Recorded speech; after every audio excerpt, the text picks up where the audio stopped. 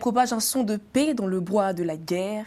Nominée en 2012 comme artiste de la paix par l'UNESCO et couronnée voix d'or du Grand Prix du livre audio. Sa devise, porter les douleurs des autres, à travers l'artivisme, en faisant de l'art, un outil de diplomatie et de paix. Ce soir, nous avons avec nous Clara Guilla Kessou. Bonsoir. Bonsoir. Alors, si on résume bien, c'est que vous êtes là pour nous parler de votre travail d'activiste auprès des femmes à l'est de la RDC victimes de violences sexuelles, notamment victimes de viols qui, on le sait, utilisés comme une arme de guerre. C'est bien ça et c'est, pour bien comprendre du moins, c'est suite à la lecture du livre « Lettre à mon bourreau » de Tatiana Moukaniré Bandaliré, mais également d'une rencontre avec cette dernière que vous avez eu du moins ce déclic pour l'art engagé, ou devrais-je dire l'artivisme. C'est ça. L'artivisme, c'est une combinaison entre l'artiste et l'activisme.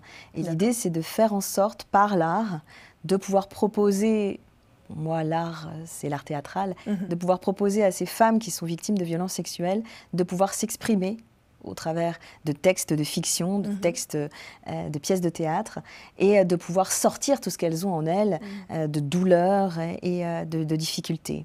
Et c'est ainsi que j'ai pu rencontrer Tatiana Moukaniré Bandaliré, et son livre « Au-delà de nos larmes » m'a bouleversée. Elle a accepté que je puisse en faire la lecture. Pareil pour le docteur Mukwege, dont j'ai fait la lecture dans Le pouvoir des femmes. Ce sont des personnes, des personnalités qui donnent envie de se dépasser, véritablement. Et la comédienne que je suis et l'activiste que je suis a toujours voulu essayer d'aller plus loin en provoquant cette catharsis. Quand on utilise le théâtre, d'une certaine manière, quand on utilise l'art aussi, eh bien, c'est une sorte de capacité de la personne de se dire « je suis dans un terrain sécurisé ». C'est pas moi qui parle, c'est le personnage de théâtre. Et du coup, eh bien, ça parle. L'intérieur peut sortir sa douleur, peut se libérer exactement et faire acte de résilience. Oui, tout à fait. Récit d'ailleurs, un livre d'ailleurs très dur à lire, hein, Au-delà de nos larmes. Tout à fait. Au-delà de nos larmes, et vous avez cité Lettre à mon bourreau, qui est une lettre adressée directement à son violeur. Et il faut un courage incroyable, surtout dans la capacité qu'elle a de rester d'une sérénité incroyable, en disant qu'elle n'oubliera pas, mais que ce n'est plus lui qui est le problème. Le problème, ce sont tous les autres qui veulent faire comme lui et qui continuent à faire comme lui en utilisant le viol comme arme de guerre, encore aujourd'hui.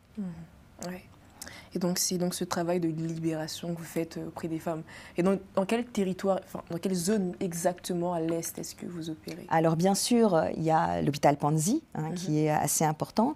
Et j'ai découvert le travail exceptionnel aussi de cette femme qui était, et qui ne l'est plus tout récemment, ministre des Droits humains. Elle s'appelle Chantal Chambou-Mouavita, qui, elle, fait aussi un énorme travail au niveau du Congo pour non seulement aider les mamans victimes de violences, mais aussi les aider dans l'accouchement. Il faut savoir que ces femmes qui ont été victimes de violences sexuelles ne peuvent plus retourner dans leur famille parce qu'elles sont objets de honte.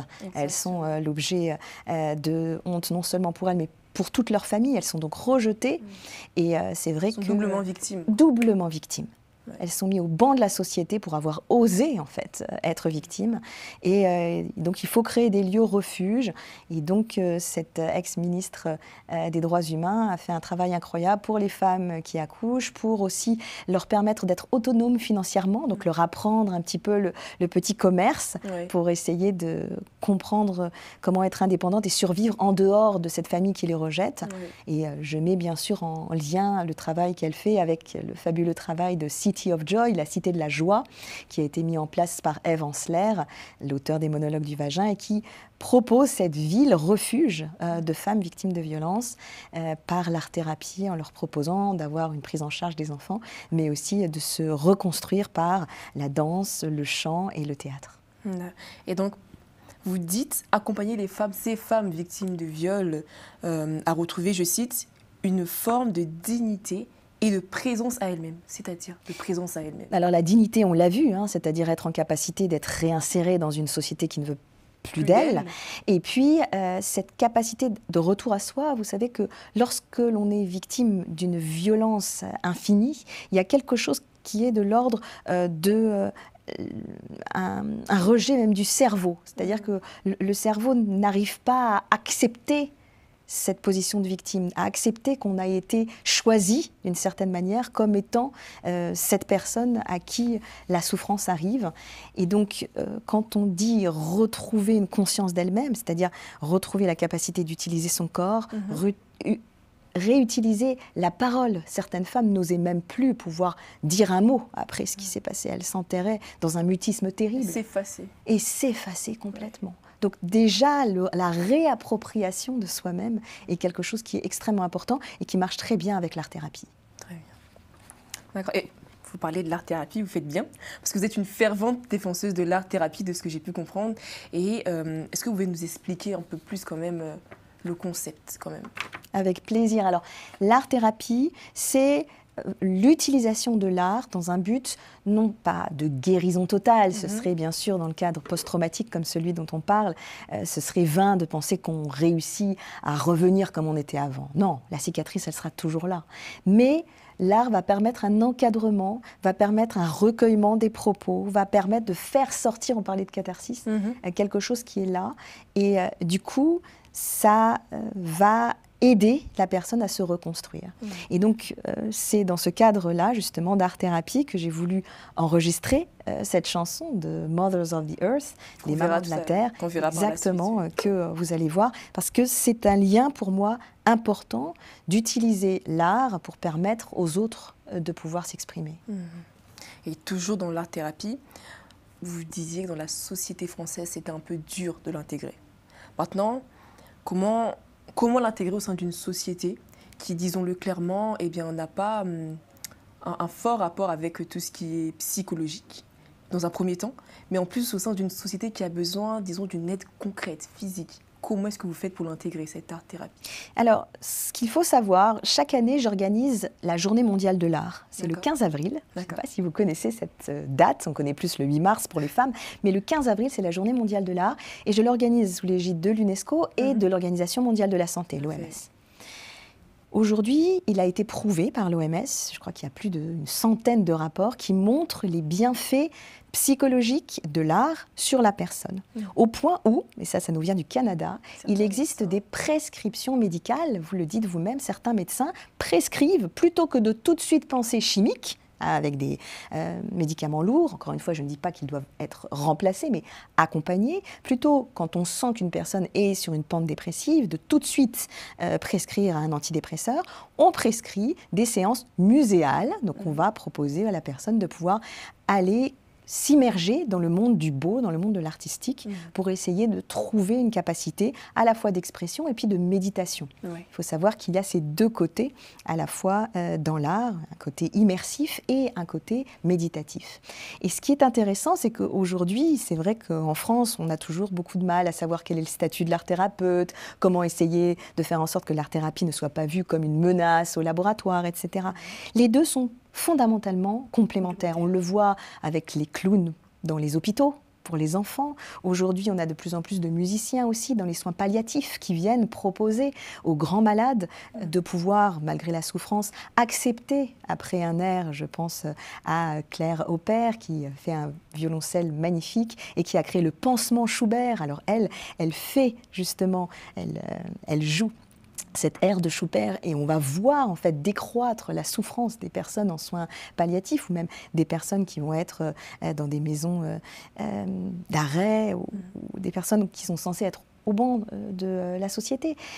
Donc aujourd'hui, l'art-thérapie a un statut plus que reconnu. Il faut ne pas en avoir peur et comprendre que c'est une mission, je dirais, de bien-être et de soins comme une autre qui doit être prise en considération en priorité. Très bien, donc soigné par le beau. Soigné par le beau et soigné par la capacité immersive. Alors ça, c'est très intéressant parce que dans l'art-thérapie, le but n'est pas de trouver quelque chose d'artistique. Le but, c'est de guérir, d'accompagner, exactement, redonner vie. Donc on a à la fois la guérison par le beau, parce que quelquefois, on est impliqué, on est happé par cette beauté. Le livre Le Lambeau, qui avait été écrit après le Bataclan, qui est magnifique, montre comment ce survivant de ces actes terroristes a réussi à se guérir en allant dans les musées devant la beauté. Et puis, il y a aussi cette capacité immersive où tout d'un coup, quand on fait de l'art, eh bien, on est dans une sorte de flow. Le mot flow, c'est cette capacité immersive que l'on a d'oublier le temps qui passe, de s'oublier soi-même, d'oublier sa douleur et son trauma pour permettre autre chose d'advenir. Très bien, tout à fait. Eh bien, toujours dans l'art, vous avez fait un featuring avec Anna Torres, et donc d'une chanson qui s'intitule The Mothers of the Earth. En français, Exactement. Les mères de la Terre. Les mères de la Terre, alors je vous propose d'écouter un morceau. Avec plaisir.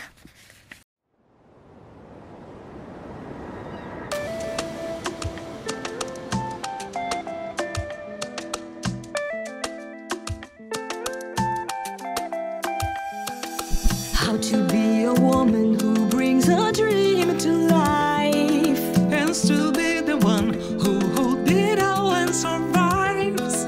How to stand in the storm with no one and not fade away. Who will teach us how to fight with love and grace? Not give up. I'm a mother of the earth. I'm a mother of the earth.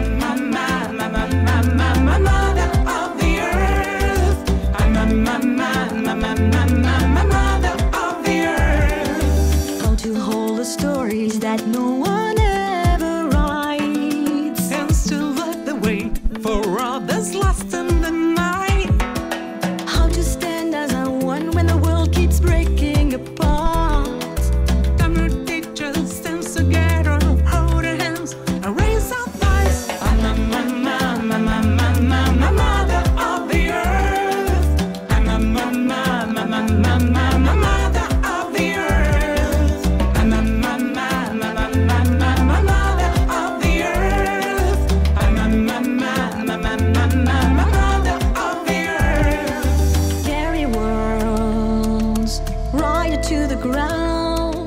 Et c'était The Mothers of the Earth de Clara Aguilar Quesus et Anna Torres. En tout cas, bien pour finir, j'avais une dernière question pour vous. Est-ce qu'il y aurait peut-être des projets en collaboration avec les autorités locales ? Alors justement, j'avais ce projet avec cette ministre des Droits humains. D'ailleurs, le clip que vous venez de voir a pour but de lever des fonds pour l'association dont je vous ai parlé. Et la merveilleuse chanteuse Anna Torres a répondu présente lorsque je lui ai proposé. Donc c'était l'autorité locale avec laquelle je travaillais essentiellement. Après, bien sûr, il y a l'hôpital Panzi avec lequel je veux vraiment insister qu'il faut absolument prendre en considération par rapport au merveilleux travail qu'ils font, la Cité de la Joie également. Donc pour l'instant, voilà, au niveau gouvernemental, j'espère, n'est-ce pas, pouvoir avancer un peu plus. On sait combien est-ce qu'en ce moment le Congo vit de difficultés en termes de sérénité.